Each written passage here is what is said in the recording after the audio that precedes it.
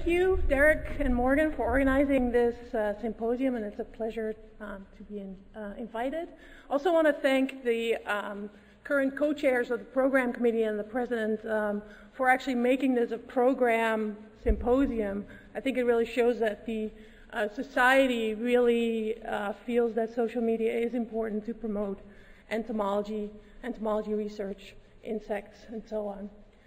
So this is my title. It's the most boring title of the whole symposium, and I'm really embarrassed about it. I once gave a talk for ESA called Horny Worms, Heavy Breathing in Horny Worms.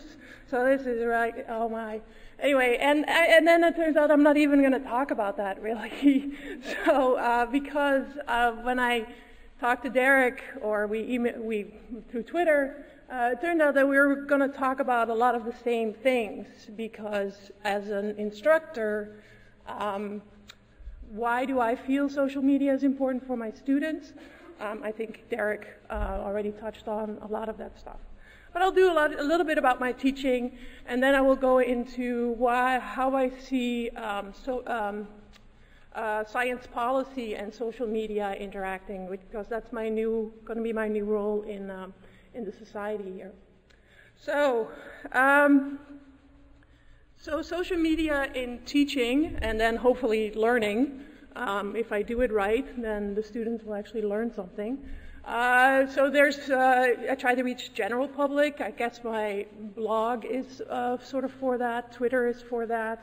And that I do that at Insects Did It First, which is really focused on bioinspiration, biomimicry, what can we learn from insects for future new innovations, encouraging engineers, designers, architects to look at nature, and insects in particular, for creative new ideas. Then I also focus on K through 12 students, but also mostly their instructors. I do that mostly through iBio Online, because I'm in charge of our online education program, a Master's of Science in Education, a Master's of Science in the teaching of biology. There are some really awesome teachers out there, mostly high school teachers. 2-Foot Giraffe is one of them, who bring Twitter, who bring social media into their classroom, and are not afraid to do it. You get a lot of pushback from administration, from parents, from students, but it can be done, and very successfully. So then I also teach on undergraduate courses. There I'm kind of limited to, I usually just have a Twitter feed on the course webpage, for instance. I encourage students to tweet, and I'll have a couple of examples of that in just a second. And then there's graduate courses. And so I teach insect physiology, which is a required course for all the grad students at Illinois. And I've tried there, that's a face-to-face course, Twitter, podcast, and again, I'll talk about that. And then the Master of Science in Teaching of Biology. So here's, for instance, an example of a course that I'm currently teaching. It's an online course. It's mostly juniors and seniors in this course called Bioinspiration. And the majority, maybe 80%, are biology majors. And they're encouraged to get participation points for tweeting. And they, like for instance, I guess this is kind of a success story. This is an engineer actually tweeting about moths and butterflies. And here is a biologist tweeting about robots. So, and sharing in that way. And then there's a little bit of a discussion. I don't know what I removed their names. I thought that would be nice. Or I had IRB, I don't know what the rules are. So, and then of course this is also a success story. Somebody just joined yesterday. So and we just usually tweet under the hashtag of the course number. And, but I have to say it's mixed. It's maybe, there's 140 students, maybe 20 of them are tweeting. They only get like a couple of points if they tweet once a week. and that's kind of what they do, just tweet once a week to get those 2 points. There's way more interaction in the social forum of the online course, so only the people who are in the course see it, and that's kind of too bad. That's where they're willing to share more than in this open in Twitter, on Twitter.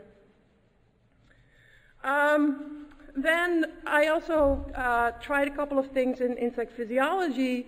So these are graduate students. A lot of them are not physiologists, and I assigned them different things. And 3 years ago, it was awesome. We did these Twitter lectures about influential insect physiologists. So in the past, I would write an essay about an insect physiologist maybe every 3 weeks. So I would have to read 15 essays about Wigglesworth or Carol Williams, and and it was kind of boring. And also now all that stuff is out there on the internet. It's not. I can't really expect my students to come up with a new angle on something on biographies that have been written about these old guys, mostly guys. So what I tried to do is I assigned every graduate student, a physiologist, and in 25 tweets, they had to teach us about this person. And so you had to do the basics: born, died. Usually then the link was a Wikipedia page or the obituary, for instance. And then they had to do a couple of tweets about why was that person's research so important? What did they do? And then a couple of tweets about what is the status of that field now? How does the this physiologist now fit in this in current physiology research? And then at the end, they had to do something creative, like 1 or 2 tweets about something creative. That's where I was hoping that I would learn something new. And then they would send these out Friday afternoons between 1 and 2, and a couple of graduate students were always assigned to be there and ask questions. And I was hoping that the whole Twitterverse would interact, but I think there was this idea that maybe this was just my class that was supposed to interact, and some people were listening along. I think Morgan every now and then kind of followed along, but we didn't really ask questions. But so that's something I might want to change for the future. But it was great, and so you get some really interesting stuff about. This is one of my favorite insect physiologists, Don Wilson, who was a mountain climber also. He died very young, but did some amazing research that we still now really rely on in neurophysiology. You get really cool sort of links that people are sharing. This is the uncle of Miriam Rothschild. She actually grew up in a house with a whole museum next to it, including, and it also had like a zoo with, I guess, only 3 zebras, and then there's 1 horse, I think, so a pony. So, and then of course you get these interactions between students. Oh my gosh, what, why would somebody have this? And that you don't never get that in a boring essay. And then some of it can also be quite touching. This one is a couple of tweets about Berta Scharrer, she fled Germany because she felt that her colleagues were being oppressed in the 1930s. She then also went on to, she was married to a successful an endocrinologist, and because of nepotism rules, she very late on in her career got a faculty position. Until then, she just worked on cockroaches because she could just get those in the basement of any building that she was working in. And so you get really touching Twitter messages about that. People come to realize, wow, we've come a long way, or wow, this woman was really created a whole new field. Neurosecretory cells, for instance, were not thought to be important in insects until her work. I think this is a success story of using social media for that. Here's a slightly different success story. We also do one on Torkel Weisvogel. He was a biomechanics guy, did a lot of flight research, jumping research. But he was also a student of, one of the last students of August Krogh. And they had this cool carousel where they would put locusts on and then study their flight as they were flying tethered onto this carousel. We just would fly around. So somebody shared that. Then later on, there was another Twitter lecture on Crow itself. And again, this carousel thing came up. There's actually an insect carousel in the Bronx Zoo. And she tweeted about this too, sort of connecting the different lectures. And everybody, there was like a lot of, like people love this carousel, right? So there were a lot of tweets going back and forth about the carousel. And 2 months later, Andrea was actually in New York with her boyfriend. Her boyfriend took her to the Bronx Zoo and asked her to marry him on the carousel. So anyway, that one is cute because of the insect lectures. Hopefully they got engaged anyway. So then I teach that course every 2 years. So last spring I had, again, a whole new crop of entomology graduate students. And for some reason I already knew they did not want to do Twitter. I don't know why I had this, why they just didn't, oh, I don't want to do it. M makes you do Twitter. Like I already got this vibe even before I met half the people. So I thought, well, maybe I'll try something else, because you can't really force them to do this. So maybe I'll try something else. And I heard from Chris Buttle that he does a podcast as part of his conservation biology course or something, and that it's really good. They have to work in groups, and they produce these great podcasts. So I did that, and it was a disaster. I followed exactly Chris's rubric and everything, but the thing was they had to work in groups and they could only produce something that was 5 minutes long.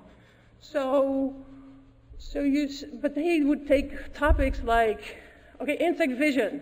You can't do insect vision in 5 minutes. You have to do, maybe you could do an ommatidium in five minutes, but these are graduate students. They cannot not be detailed. I think at least these guys. I got like 15-minute podcasts that nobody will ever listen to because they're really not that interesting. So I'm going to revisit that. But maybe that was good. That kind of like showed me that social media, it's not always easy to incorporate that in your teaching. And maybe also I didn't give the pitch like Derek just gave, right? This is why you need to do it. Which, I see these 25 kids in front of me every 2 years, and they're really excited about what they're doing. But it's sad. A lot of them will not become tenure or tenure-track faculty. I didn't become tenure-track faculty. And this is biology, so this is not entomology, but I think so the numbers would be smaller, and maybe there would also actually be a higher percentage going to industry. But there's many, you have to have other skills to get jobs or keep jobs. And I think I'm an example of that. So science policy, for instance, is a career you could do. In the government, for associations like ESA, and industry, of course, in academia. So even if you have an entomology degree, you might have to think about this. And I think this is where communication comes in and is really important. And social media is part of that. So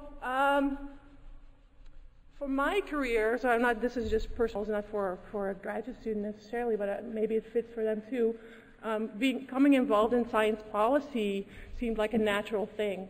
And ESA also feels that science policy is important, and they want to train entomologists to go to Capitol Hill and promote insect science.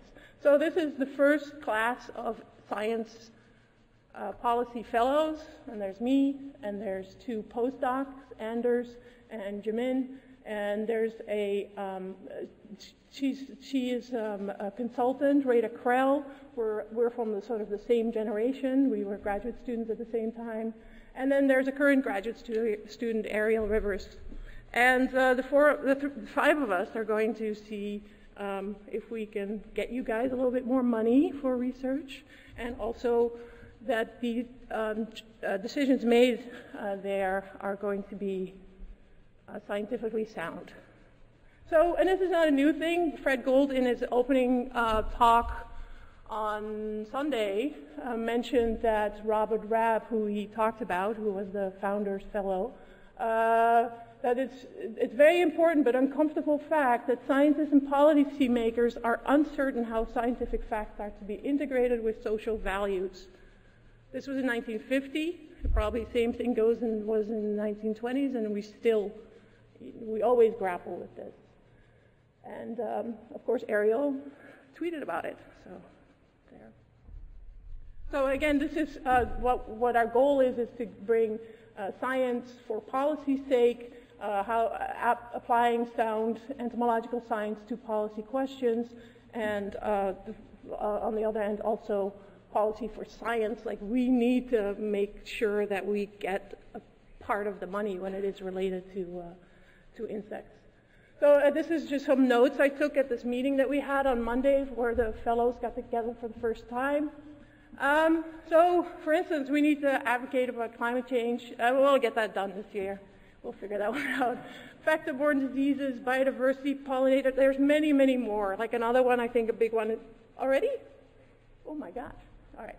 So, for instance, pollinator health. Obama is really interested in this. So we got to jump on that and make sure that hopefully in the next 2 years still we get something on vector-borne diseases. There was a big bill related to tick-borne diseases up, and there was no mention about tick biology, or ecology in this whole thing. It was mostly about patients who are suffering from tick-borne diseases. They should get support, of course. Vaccine development, that money was in there, but not actually studying tick ecology, which then ESA jumped on. And so when you see these calls coming out where they want input from members, entomology, the society wants input from members, maybe you will consider doing that. So, so the skill set for this is you need to learn a little about a lot quickly. You need to keep up with current events and issues, interacting with people and resolving disagreements, teaching scientific info to non-scientists. And this is hopefully for people who are doing social media sounds all very familiar. We are really, really good at this, or we're trying to get, like I'm trying to be good at this. So all these things there. So I think this is where social media comes in.